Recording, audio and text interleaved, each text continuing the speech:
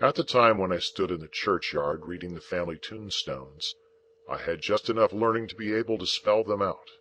My construction even of their simple meaning was not very correct, for I read "wife of the above" as a complimentary reference to my father's exaltation to a better world, and if any one of my deceased relatives had been referred to as below, I have no doubt I should have formed the worst opinions of that member of the family. Neither were my notions of the theological positions to which my catechism bound me at all accurate, for I have a lively remembrance that I supposed my declaration that I was to walk in the same all the days of my life laid me under an obligation always to go through the village from our house in one particular direction, and never to vary it by turning down by the wheelwrights or up by the mill. When I was old enough, I was to be apprenticed to Joe, and until I could assume that dignity I was not to be what Mrs. Joe called pompied, or, as I render it, pampered. Therefore, I was not only odd boy about the forge, but if any neighbor happened to want an extra boy to frighten birds, or pick up stones, or do any such job, I was favored with the employment. In order, however, that our superior position might not be compromised thereby, a money-box was kept on the kitchen mantel-shelf, into which it was publicly made known that all my earnings were dropped.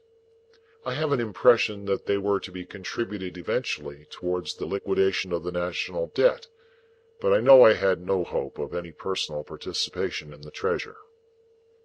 Mr. Wopsle's great-aunt kept an evening school in the village. That is to say, she was a ridiculous old woman of limited means and unlimited infirmity, who used to go to sleep from 6 to 7 every evening in the society of youth who paid 2d. per week each, for the improving opportunity of seeing her do it. She rented a small cottage, and Mr. Wopsle had the room upstairs, where we students used to overhear him reading aloud in a most dignified and terrific manner, and occasionally bumping on the ceiling. There was a fiction that Mr. Wopsle examined the scholars once a quarter. What he did on those occasions was to turn up his cuffs, stick up his hair, and give us Mark Antony's oration over the body of Caesar. This was always followed by Collins's Ode on the Passions, wherein I particularly venerated Mr. Wopsle as Revenge throwing his blood-stained sword in thunder down, and taking the war-denouncing trumpet with a withering look. It was not with me then, as it was in later life, when I fell into the society of the passions, and compared them with Collins and Wopsle, rather to the disadvantage of both gentlemen.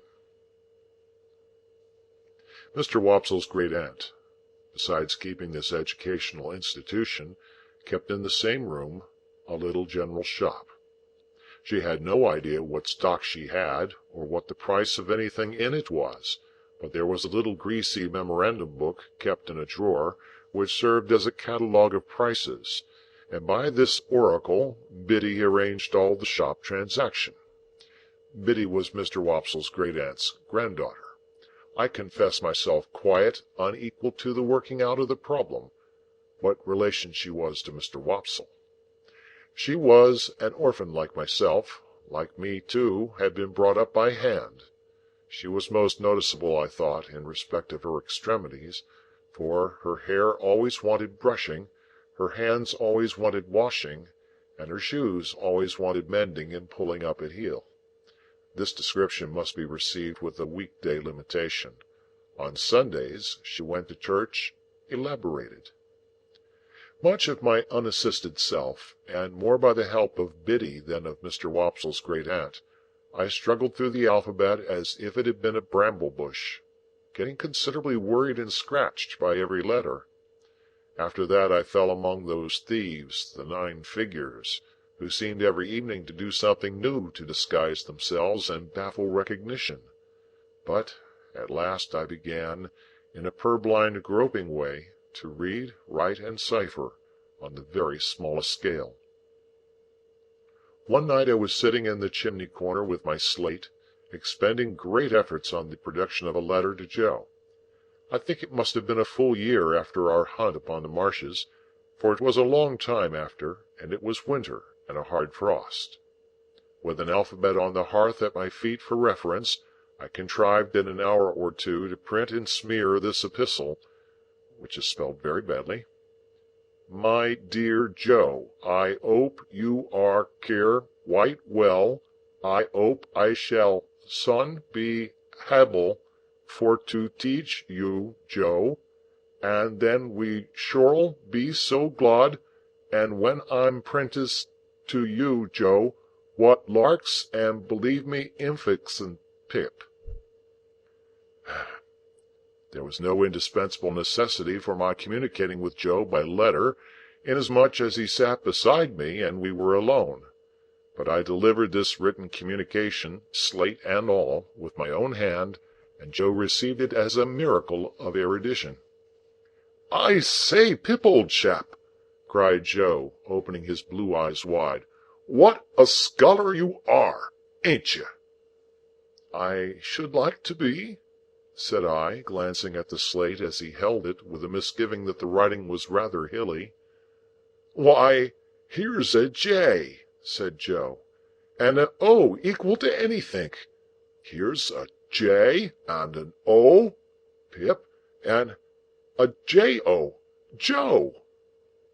I had never heard Joe read aloud to any greater extent than this monosyllable, and I had observed at church last Sunday, when I accidentally held our prayer book upside down, that it seemed to suit his convenience quite as well as if it had been all right.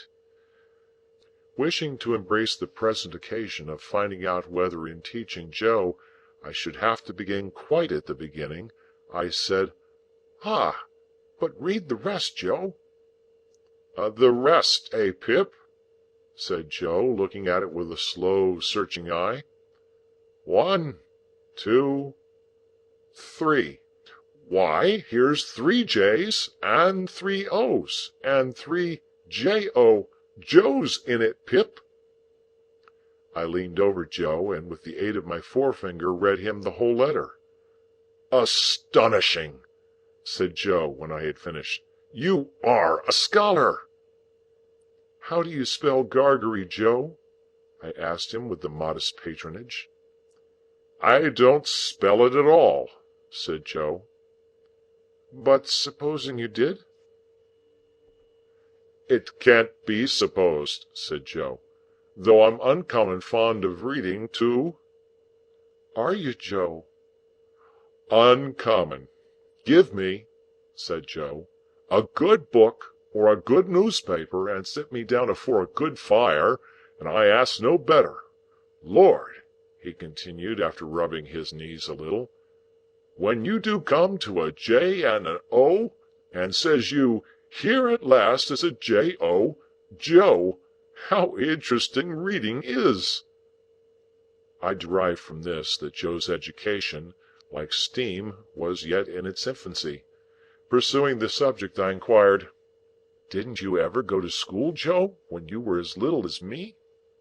"No, Pip." "Why didn't you ever go to school, Joe, when you were as little as me?" "Well, Pip," said Joe, taking up the poker, and settling himself to his usual occupation when he was thoughtful, of slowly raking the fire between the lower bars, "I'll tell you. My father, Pip, he was given to drink, and when he was overtook with drink, he hammered away at my mother most unmerciful.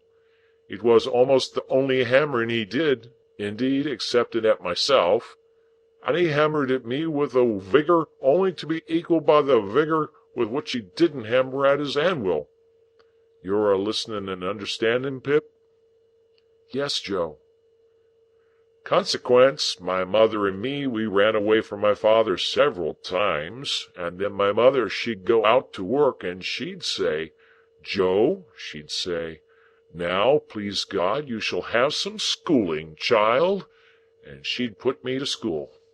But my father were that good in his heart that he couldn't a-bear to be without us, so he'd come with a most tremendous crowd, and make such a row at the doors of the houses where we was, that they used to be obligated to have no more to do with us, and to give us up to him.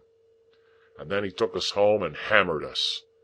Which you see, Pip," said Joe, pausing in his meditative raking of the fire, and looking at me, were a drawback on my learning. "Certainly, poor Joe." "Though mind you, Pip," said Joe, with a judicial touch or two of the poker on the top bar,